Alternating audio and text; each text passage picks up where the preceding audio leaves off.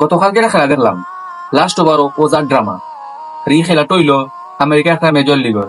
আর এই লিগও আইপিএল যে ফ্রান্সাইজি আছে নানি তারা টিম কিনা নেই। তো কালকে খেলা আছিল আমরা শাহরুখ খানের টিম, বাই টিম নাই, ফুল ওয়েস্ট ইন্ডিজের টিম, 60 প্লেয়ার।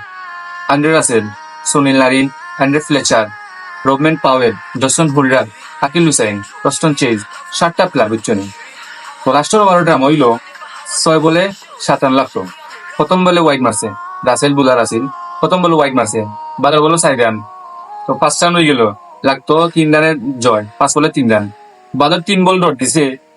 5 নম্বর বলো রান আউট মিস, 6 নম্বর বলো ক্যাচ মিস। কথাই আছে না, কপাল খারাপ তাহলে যা হয় আর কি। কিন্তু সেই হয়েছে খেলাটা ভাই, অস্থির।